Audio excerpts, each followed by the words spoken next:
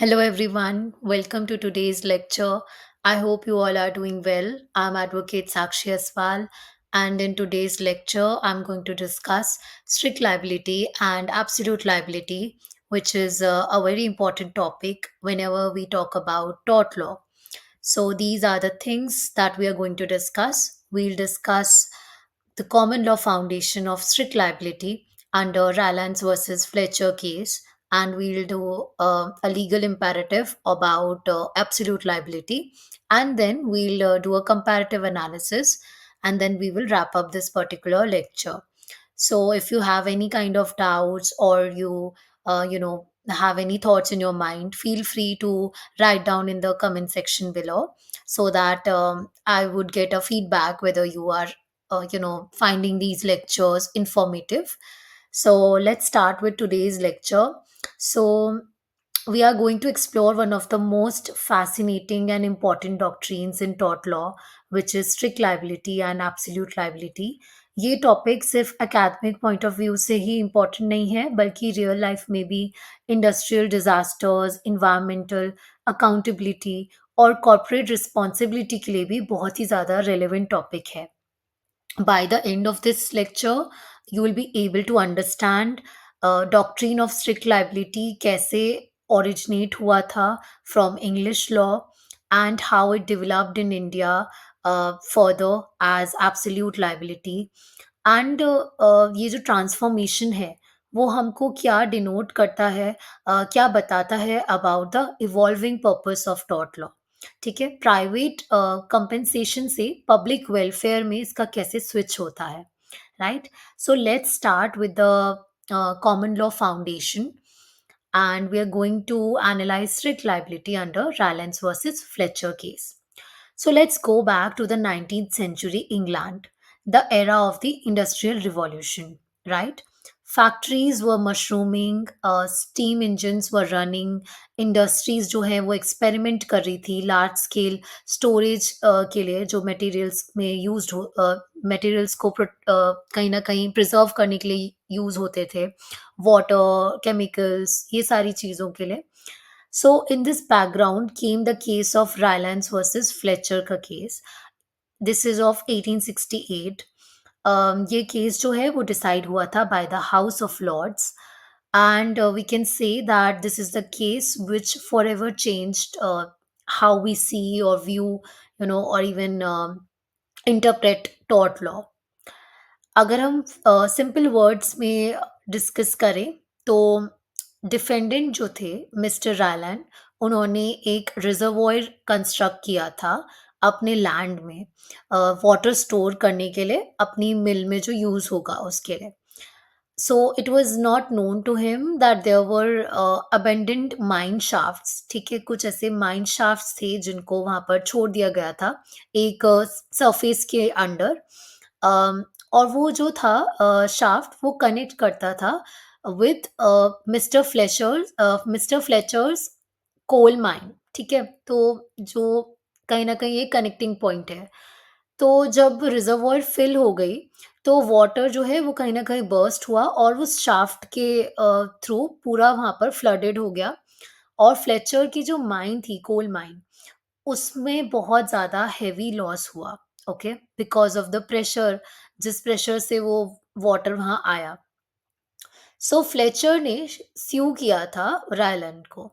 Initially, his claims were trespass and nuisance, and it kind of failed because it was not a direct and immediate invasion. तो यहाँ पर trespass का question arise नहीं होता है. Secondly, it was a one time occurrence. तो यहाँ पर it is not a continuous nuisance. तो nuisance और trespass दोनों का ही जो claim था वो कहीं ना कहीं fail हो गया. बट कोर्ट को रियलाइज हुआ कि इवन दो रायलैंड नेग्लिजेंट था, नेग्लिजेंट नहीं था, बट फिर भी किसी को उसकी रिस्पॉन्सिबिलिटी होल्ड करनी है. Right. Since Rylands created the dangerous condition, he should bear the loss. तो यहाँ पर जो है रूल इमर्ज हुआ रायलैंड वर्सेस फ्लेचर में, and this is how the concept of no fault liability arise हुआ. तो इस रूल को हम सिंपल वर्ड्स में समझने की कोशिश करते हैं. The House of Lords held a person who, for his own purposes, brings and keeps on his land anything likely to do mischief if it escapes, must keep it at his peril. And if he fails to do so, he is liable for all the damages which is the natural consequence of its escape. इसका simple language में meaning ये हुआ, अगर आप अपनी land पर कोई भी डेंजरस चीज लेके आते हो जो एस्केप होने पर कहीं ना कहीं हार्म कर सकती है, तो आप उसके एस्केप के रिस्क के लिए ऑटोमेटिकली लायबल हो, चाहे आपने पूरी केयर ली हो. फॉल्ट प्रूव करना यहाँ पर जरूरी नहीं है. That's why this principle is known as no fault liability. इसके कुछ एसेंशियल एलिमेंट्स हैं, okay, that we can understand. Let's try to break down this particular doctrine. First is accumulation of dangerous thing. So the defendant must have intentionally brought something onto his land, कुछ ऐसा जो harm कर सकता है if it escapes. The thing need not be inherently dangerous. Even water which is stored in huge quantities becomes hazardous.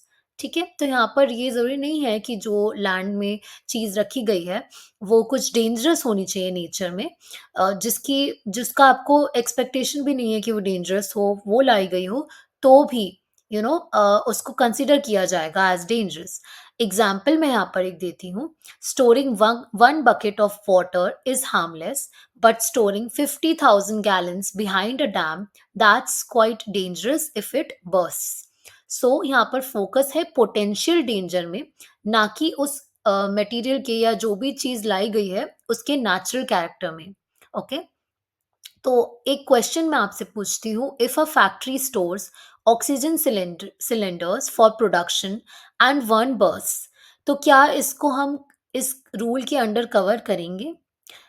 तो definitely हम इसे करेंगे, right?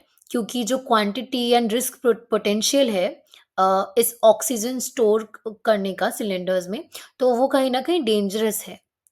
Next thing that you need to understand is that non natural use of land. ठीक है, इसका क्या meaning है? This is like the heart of this particular rule. Okay, the court said strict liability applies only if the defendant used his land in a non-natural or extraordinary way.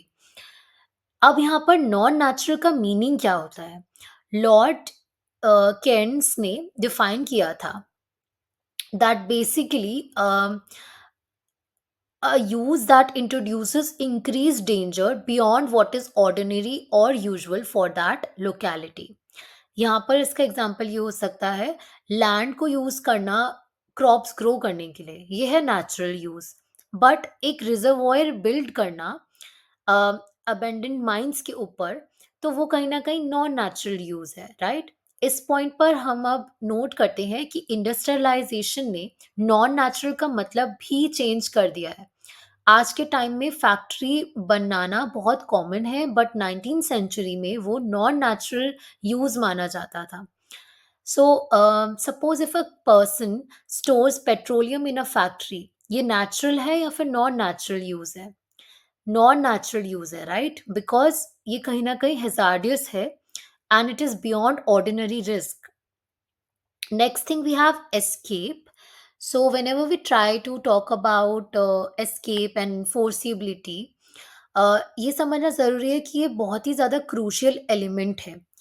So the dangerous substance must actually move out of the defendant's premises and cause damage elsewhere. अगर damage होता है उसी defendant के ही premises के अंदर, तो वो strict liability वहाँ पर अप्लाई नहीं होगी. एग्जाम्पल देते हैं. सपोज कि एक केमिकल एक्सप्लोजन है जिसके वजह से फैक्ट्री वर्कर्स को इंजरी हो गई, राइट? तो यहाँ पर नेग्लिजेंस अप्लाई होगी, हो सकती है, बट स्ट्रिक्ट लाइबिलिटी अप्लाई नहीं होगी. बट अगर कोई भी टॉक्सिक गैस है जो कि एस्केप कर गई और उसके वजह से नेबरिंग रेजिडेंट्स को कहीं ना कहीं इंजरी हुई है या फिर किसी भी तरीके का हार्म हुआ है, बहुत ही ज़्यादा हजार्डस वे में उनको इम्पैक्ट पड़ा है, तो यहाँ पर स्ट्रिक्ट लाइबिलिटी अप्लाई होगी. The escape requirement connects this thought with private nuisance, as both involve interference with another's property rights. Okay. Forcible damage की जब भी हम बात करते हैं, ये समझना ज़रूरी है कि जो रिजल्टिंग हार्म है, जो हार्म हो रहा है उस एक्शन की वजह से, वो फोर्सिएबल हो, जिसका मीनिंग है a reasonable person in the defendants position could have predicted that if the thing escaped it would cause damage. ठीक है।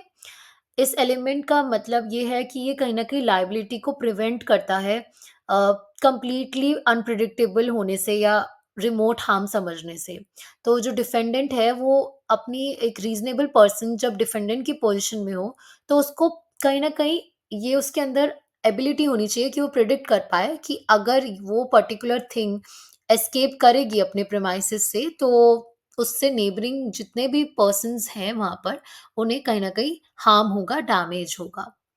Now let's try to understand the different defenses that are available in strict liability. Ryland versus Fletcher also recognize certain defenses. मतलब कुछ situations में defendant escape कर सकता था, जैसे कि first is act of God, example earthquake, lightning, या फिर plaintiff's own fault if the plaintiff's act cause the escape. ठीक है। प्लेंटिफ के वजह से एस्केप हो गया, प्लेंटिफ ने ऐसा कुछ किया जिसकी वजह से एस्केप हुआ है। Then we have consent of plaintiff, जिसे हम वॉलेंटाइन नॉन फिट इंजूरिया भी कहते हैं। अगर प्लेंटिफ ने रिस्क के लिए कंसेंट दिया हुआ है खुद ही, तो फिर हम कहेंगे कि ये कहीं ना कहीं एक डिफेंस है। Then we have statutory authority. अगर एक्टिविटी कुछ इस तरह की है कि वो ऑथोराइज्ड बाय लॉ थी, तो भी ये डिफेंस अवेलेबल है। बट कहीं ना कहीं हम ये कह सकते हैं ये जो डिफेंसेस हैं, इन्होंने ओवर द टाइम इस रूल को काफ़ी वीक कर दिया है, specially with the modern industrial hazards, right. अब हम समझेंगे this particular absolute liability from Indian legal imperative, from India's perspective. So यहाँ पर जो टर्निंग पॉइंट था वो था M C Mehta versus Union of India 1987 का केस। इंडिया ने एक अर्जेंट नीड फील करी कि उनको टॉर्ट लॉ अपना स्ट्रेंथन करना है, specially after industrial disasters like Bhopal gas tragedy.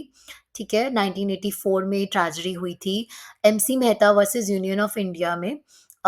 इस केस में सुप्रीम कोर्ट को डिसाइड करनी थी liability for the oleum gas leak जो कि हुआ था from Shriram food and fertiliser industry in Delhi. और उससे वजह से बहुत इंजरी और डेथ कॉजेज हुई थी। कंपनी ने आर्ग्यू किया था कि वी टुक ऑल प्रिकॉशंस और उनका कोई भी फॉल्ट नहीं है, बट कोर्ट ने रिजेक्ट किया था और ये कहा था कि the time has come for a new principle in Indian law. उस टाइम पे जस्टिस पीएन भगवती ने स्टेट किया था कि एंटरप्राइजेस जो भी हज़ार्डियस इंडस्ट्रीज़ में इन्वॉल्व्ड हैं, एंगेज्ड हैं, वो एक absolute and non delegable duty कहीं न कहीं ओ करते हैं, कहीं न कहीं उसके लिए रिस्पॉन्सिबल हैं, कम्युनिटी को सर्व करने के लिए रिस्पॉन्सिबल हैं। और उन्हें एंश्योर करना चाहिए कि कोई भी हार्मफुल रिजल्ट्स अराइज ना हो। और अगर हार्म होता है, अगर होता है, तो वो एब्सोल्युटली लायबल हो कंपनसेशन देने के लिए। And that's how the doctrine of absolute liability was born. Now let's try to understand the nature of absolute liability. Absolute liability का मतलब है no defences, no exceptions. Even if harm जो occur हुआ है वो बिना नेग्लिजेंस के हुआ हो, तो भी एंटरप्राइज की 100% लाइबिलिटी है।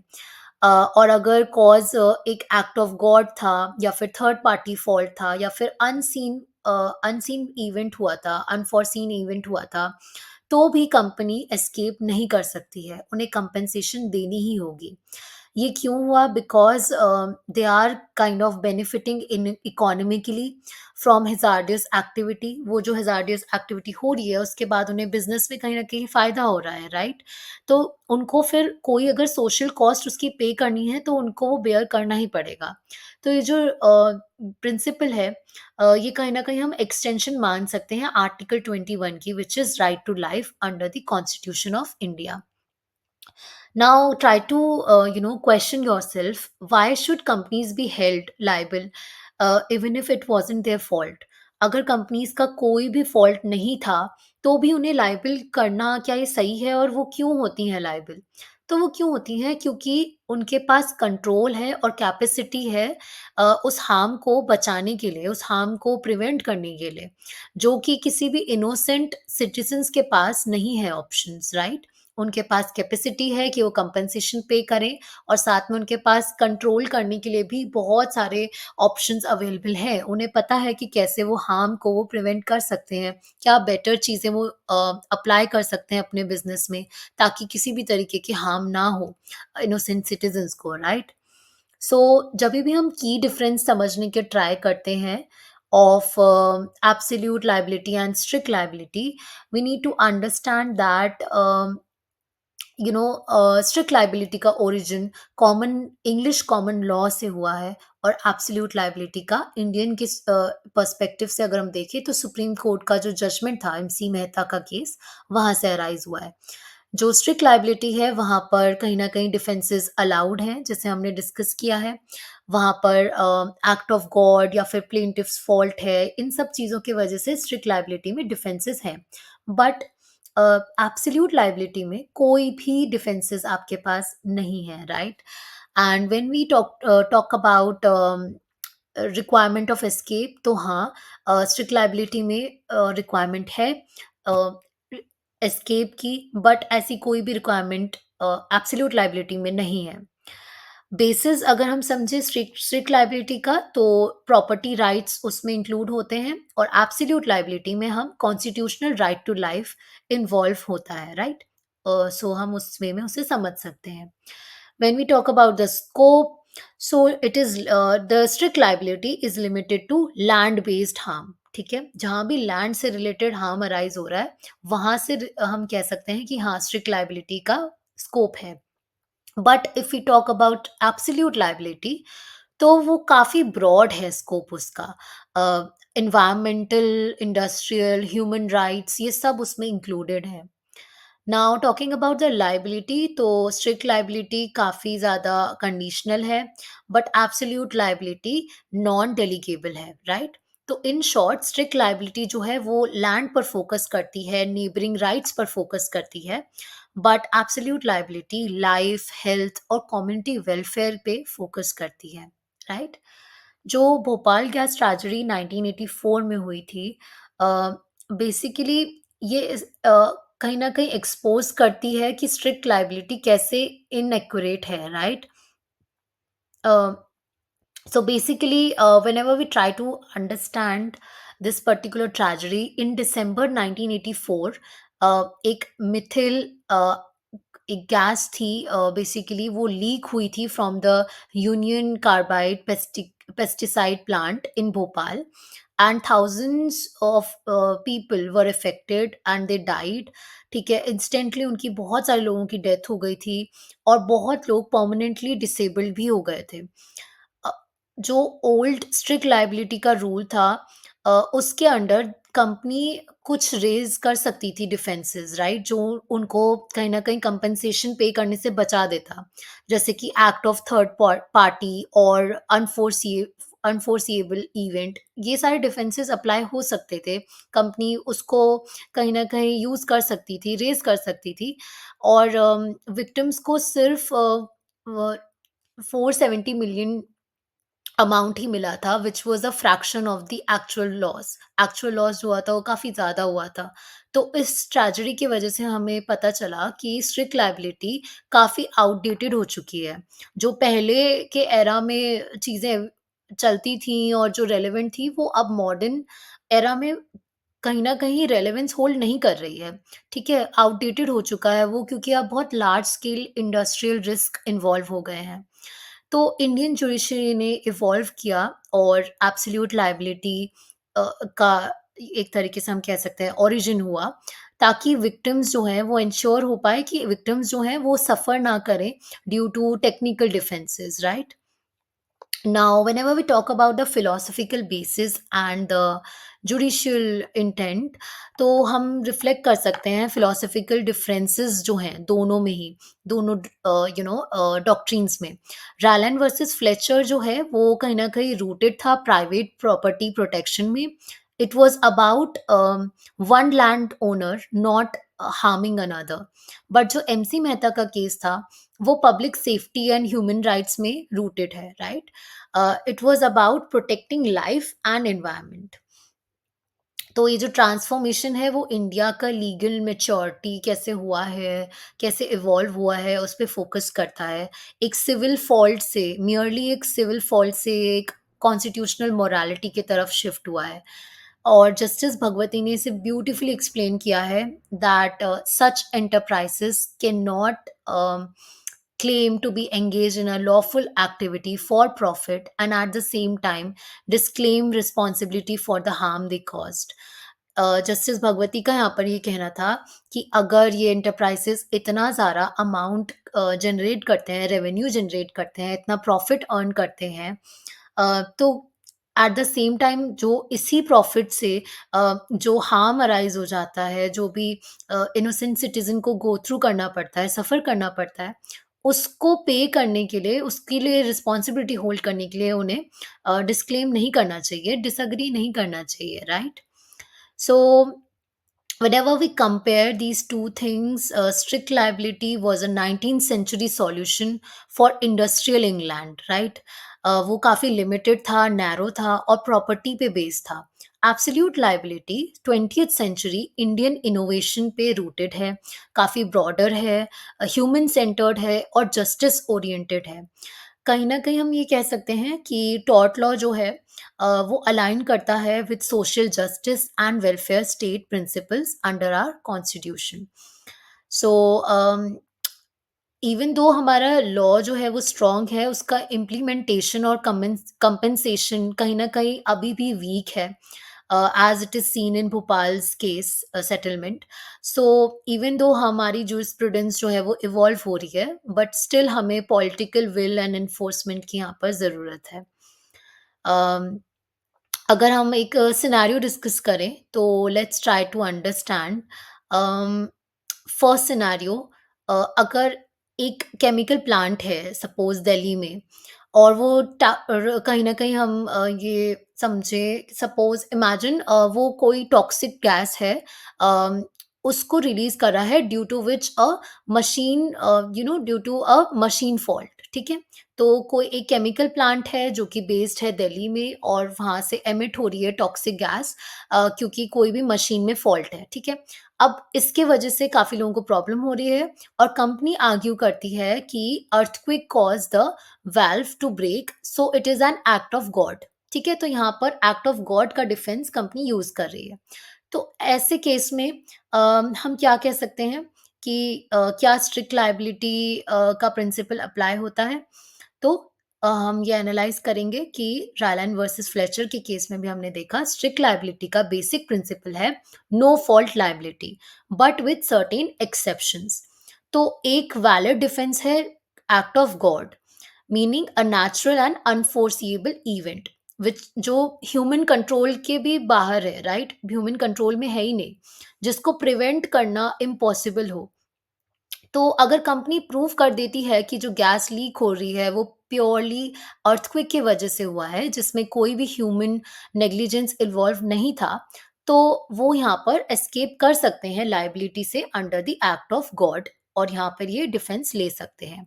बट इसका एक इलस्ट्रेशन समझना ज़रूरी है, जैसे कि अगर एक स्ट्रॉन्ग अर्थक्वेक से पाइपलाइन रप्चर हुई हो और मशीनरी कंट्रोल सिस्टम फेल हुआ हो, तो कोर्ट कंसिडर करेगा कि ये नेचुरल कैलेमिटी थी, ना कि कोई man made negligence. So under strict liability defence यहाँ पर मिल सकता है। Company may not be held liable क्योंकि यहाँ एक्ट ऑफ गॉड है, तो वो एक वैलिड एक्सेप्शन है। बट अगर हम इसी केस में एब्सोल्यूट लायबिलिटी अप्लाई कर दें तो चीज़ें थोड़ी डिफरेंट हो जाएंगी, राइट?